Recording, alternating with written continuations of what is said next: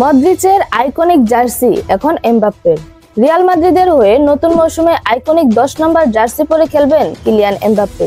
দীর্ঘ 13 বছরের অধ্যায় শেষে ক্লাবের কিংবদন্তি ফুটবলার লুকা মদ্রিচ এসি মিলানে পাড়ি জমানোয় শূন্য তার 10 নম্বর জার্সি, সেটাই এবার পাচ্ছেন এমবাপ্পে।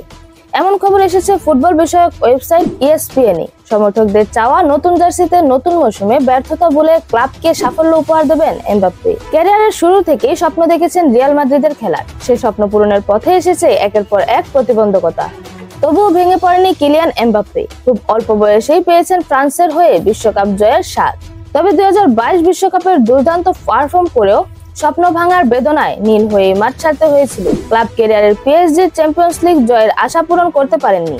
দল ছাড়তে চাওয়ায় এসেছে নানা শর্ত ও বাধা। তবে সব প্রতিকূলতা জয় করে 2024 সালের স্বপ্নের ক্লাবে পা রেখেছিলেন এমবাপ্পে। রিয়াল মাদ্রিদের শুরুটা প্রত্যাশিত না হলেও ক্রিস্টিয়ানো রোনালদোর অভিষেক মৌসুমের সব প্রতিযোগিতা মিলিয়ে 33 গোলের রেকর্ড ভাঙেন এমবাপ্পে। সবশেষ লা লিগায় 31 গোল নিয়ে সর্বোচ্চ স্কোরার হয়েছেন। শুরুর হতাশা কাটিয়ে দলের সবচেয়ে বড় তারকা এখন এমবাপ্পে। তবে গেল মৌসুমটা প্রত্যাশিত যায়নি রিয়াল মাদ্রিদের। লা লিগায় শিরোপা হারিয়েছে বার্সেলোনার কাছে। চ্যাম্পিয়ন্স লিগেও ব্যর্থ হয়েছে 15 বারের শিরোপা জয়ীরা।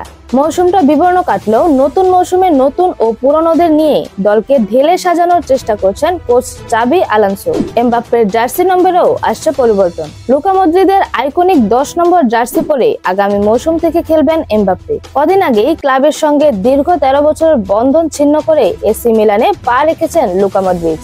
তার বিদায়ের পর এই জার্সি নম্বরটি এমবাপ্পের জন্য উন্মুক্ত হয়। ফ্রান্স জাতীয় দলের 10 নম্বর জার্সি পরেই খেলেন এমবাপ্পে। ESPN-এর খবর, শুরু থেকেই পরিকল্পনা ছিল 10 নম্বর জার্সি খালি হলে এমবাপ্পে সেটা পরবেন। যদি মদ্রিচ আরো 1 বছরের জন্য চুক্তি নবায়ন করতেন, এমবাপ্পে তখন 9 নম্বর জার্সি পরেই খেলার জন্য প্রস্তুত ছিলেন। তবে ক্রোয়াট তারকা দল ছাড়ায় সে জার্সি যাচ্ছে এমবাপ্পের কাছে। বাজে মৌসুমের মতো সবশেষ ফিফা ক্লাব বিশ্বকাপেও প্রত্যাশিত পারফরম্যান্স করতে পারেননি এমবাপ্পে। গ্রুপ পর্বে গ্যাস্ট্রিক জনিত সমস্যার কারণে হাসপাতালে ভর্তি ছিলেন। খেলতে পারেননি গ্রুপ পর্বের ম্যাচগুলোতে। পরে নকআউট পর্বে ফিরলেও সেমিফাইনালে তার সাবেক ক্লাব PSG-র বিপক্ষে 4-0 গোলে হেরে টুর্নামেন্ট থেকে বিদায় নেয় রিয়াল। নতুন মৌসুমে সে ব্যর্থতা ঘোচানোর লক্ষ্য এমবাপ্পের। এরকম নতুন নতুন খেলার আপডেট পেতে অবশ্যই চ্যানেলটি সাবস্ক্রাইব করে রাখুন। ধন্যবাদ। লেবাজ নিউজ।